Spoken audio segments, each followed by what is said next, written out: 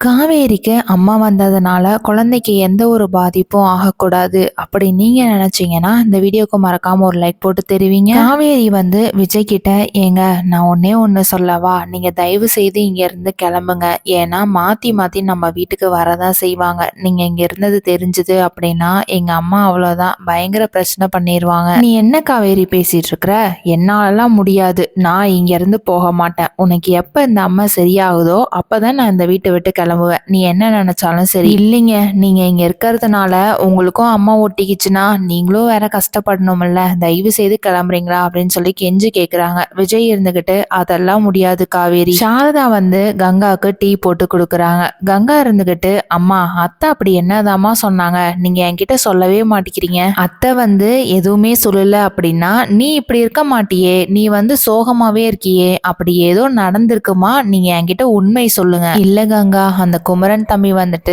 அப்பளக்கட்டெல்லாம் எடுத்து வச்சிட்டு இருந்தாரா, அப்ப உங்க அத்தை வந்தாங்களா, நீ தான் இந்த வீட்டுல எல்லா வேலையும் செஞ்சுட்டு இருக்கிறியா, வீட்டோட மாப்பிள்ளையா வந்துட்டு இந்த வேலையெல்லாம் செய்யறதுக்காக தான் நீ வந்தியா, ஏன் அந்த யமுனா புருஷன் வந்தா ஏதாவது ஒரு வேலை வைக்கிறாங்களா, உனக்கு மட்டுமே தானே வேலை வைக்கிறாங்க அப்படின்ற மாதிரி சொல்லிட்டாங்க கங்கா, அதனால எனக்கு மனசு கஷ்டமா போயிடுச்சு, சரி நம்மளும் இனி தனியா போயிடலாம், நீங்க ரெண்டு பேரும் சேர்ந்து சந்தோஷமா இருங்க. கங்கா இருந்துகிட்டு, அம்மா நீங்க எதுவுமே பேசாதீங்க, என்னால தனியாலாம் போகவும் முடியாது, நான் உங்களை விட்டும் இருக்க முடியாது, நம்ம எல்லாரும் சேர்ந்துதான் இருக்க போறோம், அத்தை வரட்டும், நான் அவங்க கிட்ட பேசிக்கிறேன். குமரன் வந்து அவங்க அம்மாவை கடைக்கு கூட்டிட்டு போனதுக்கு அப்புறம் சாந்தி இருந்துகிட்டு, ஏன்டா என்னை இங்கெல்லாம் கூட்டிட்டு வந்திருக்க, நான் அப்படி பேசுனதுல என்ன தப்பு, நான் அப்படிதான் பேசுவேன், என் பையனுக்கு இந்த வேலையெல்லாம் வைக்கும் போது என்னால பார்த்துட்டு சும்மாலாம் இருக்க முடியாது, அம்மா அம்மா ப்ளீஸுங்கம்மா, நீங்க தயவு செய்து இங்க இருந்து ஊருக்கே கிளம்புங்க அப்படின்னு சொன்னதுக்கு அப்புறம் சாந்தி வந்து ரொம்பவே கோவப்பட்டுட்டு, அதான பார்த்தேன், ஒண்ணு நான் ஏதாவது பேசினேன்னா நீ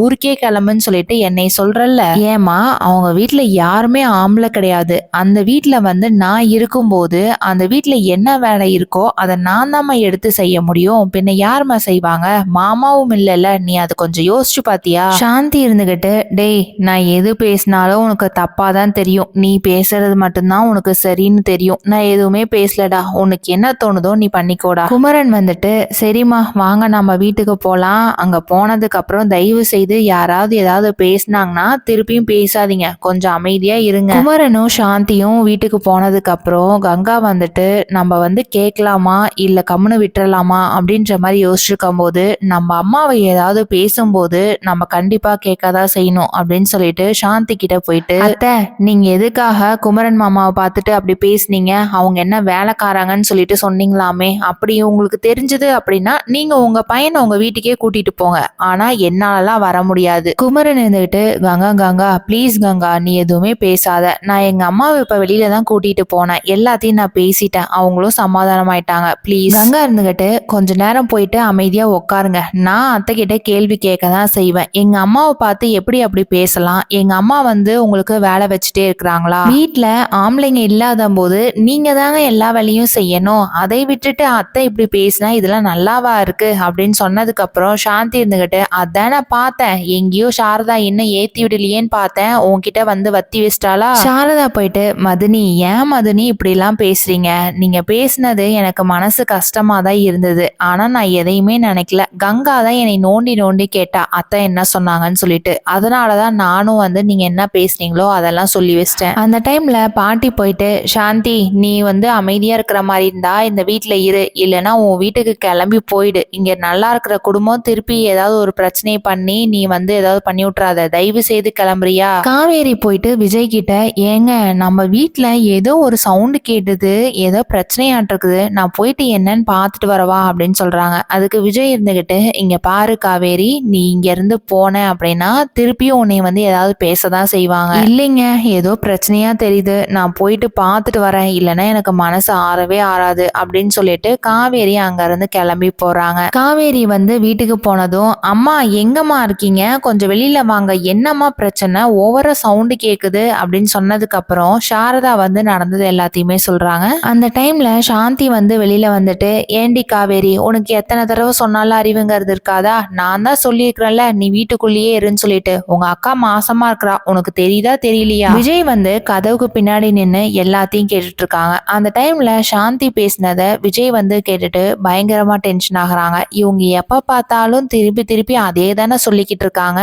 காவேரி இருந்துகிட்டு அத்தை எங்களுக்கு எல்லாம் தெரியாதாங்க அத்தை செய்யுது, அவளும் மாசமா தான் இருக்கா, நான் இல்லைன்னு சொல்லல, அவளுக்கு ஒட்டிக்கணும்னு எனக்கு என்ன எண்ணமா, இல்ல இல்ல வீட்டுல ஏதோ சவுண்டு வருது, சரி என்னன்னு கேட்டுட்டு போலான்ட்டு தான் வந்தேன். சாரதா வந்துட்டு காவேரி நீ ஃபர்ஸ்ட் உள்ள போ, எதுவா இருந்தாலும் நாங்க பேசி தீர்த்துக்கிறோம், நீ எதுக்கு தேவையில்லாம வந்து பேசிக்கிட்டு அப்படின்னு சொன்னதுனால காவேரி இருந்துகிட்டு சரிம்மா அப்படின்னு சொல்லிட்டு உள்ள போறாங்க. விஜய் போயிட்டு காவேரி கிட்ட ஏன் காவேரி நீ சொல்றது எல்லாமே நீ கேட்கவே மாட்டேங்கிற, உனக்கிட்ட நான் என்ன சொன்னேன், இங்க இருந்து போக வேண்டாம்னு தானே சொன்னேன், போயிட்டு நீ தான் பேச்சு வாங்கிட்டு வர, உனக்கு மனசு கஷ்டமா இருக்கா, இப்போ உட்காந்து அழுவ போறியே நீ. இல்லைங்க எப்ப பார்த்தாலும் எங்க அத்தை வந்துட்டு கங்கா மாசமா இருக்கா கங்கா மாசமா இருக்கான்னு சொல்லிக்கிட்டே இருக்கிறாங்கங்க, எனக்கு மனசு கஷ்டமா தான் இருக்கு, என்ன பண்றது அப்படின்னு சொல்லிட்டு அழுதுட்டு இருக்கும் போது விஜய் போயிட்டு காவேரி கண்ணை தொடச்சு விடுறாங்க. காவேரி நீ எதுக்காகவும் அழுவாத, உன் கூட தான் நான் இருக்கல்ல, நீ நிறைய ஃபீல் பண்ணுவேன்னு சொல்லிட்டு தான் உன்னை விட்டு போகாம என்ன பிரச்சனை வந்தாலும் சரின்னு சொல்லிட்டு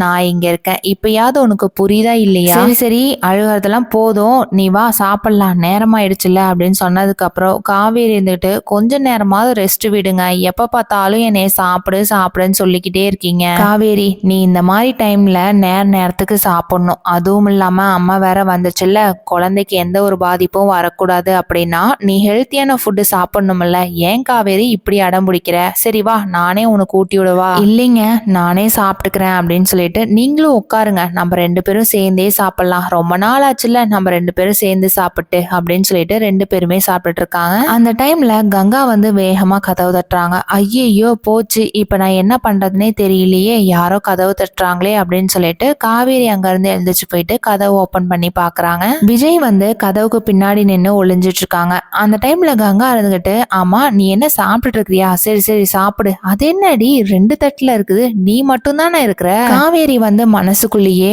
ஐயோ அக்காவுக்கு வேற தெரிஞ்சு போச்சா, இப்ப நம்ம என்ன பதில் சொல்ல போறோன்னே தெரியலையே, அதுவா அக்கா நான் ஒரு தட்டுல சாப்பிட்டுட்டு இருந்தேன்னா அதுல தூசி விழுந்துச்சு, சரின்னு அதை அப்படியே வச்சுட்டு வேற ஒரு தட்டுல சாப்பிட்டுட்டு இருக்கிறேன். ஓ அப்படியாடி, சரி சரி நீ உடம்ப பாத்துக்கோ, நல்லா ரெஸ்ட் எடு, நல்லா சாப்பிடணும் சரியா அப்படின்னு சொல்லிட்டு அங்க இருந்து கிளம்புறாங்க. காவேரி இருந்துகிட்டு அக்கா நீ வர்றது அத்தைக்கு தெரிஞ்சதுன்னா திருப்பி ஏதாவது ஒரு பிரச்சனை பண்ணுவாங்க, தயவு செய்து நீ இங்க வராத. கங்கா இங்க இருந்து வெளியில போகும்போது சாரதாவும் உள்ள வந்துடுறாங்க. அச்சோ அம்மா வேற வராங்களே, அம்மா வந்து உள்ள வரைக்கும் வருவாங்களே, இப்ப நம்ம என்ன பதில் சொல்ல போறோம்னு தெரியலையே அப்படின்ற மாதிரி காவேரி வந்து திருன்னு முழிச்சிட்டு இருக்காங்க. சாரதா இருந்துகிட்டு ஏ காவேரி நான் ஜூஸ் எல்லாம் போட்டு கொடுக்குறேன்ல, அதெல்லாம் நேரத்துக்கு குடிச்சிட்டு தானே இருக்கிற, ஏன்னா அம்மா வந்த போது ஜூஸ் எல்லாம் நிறைய குடிக்கணும், அதனால கரெக்டான டைமுக்கு பார்த்து குடிச்சுக்கோ. காவேரி இருந்துகிட்டு சரிம்மா நான் எல்லாத்தையும் நான் பாத்துக்கிறேம்மா, நீங்க இங்க இருந்து கிளம்புங்கம்மா, நீங்க ஃபர்ஸ்ட் உங்க உடம்ப பாத்துக்கோங்க, என்கிட்ட இருக்க அம்மா உங்களுக்கும் ஒட்டிக்கிச்சுன்னா அப்புறம் அவ்வளவுதான், அதனாலதான் சொல்றேன், ஆனா நீங்க புரிஞ்சிக்கவே மாட்டேங்கிறீங்கம்மா. விஜய் வந்து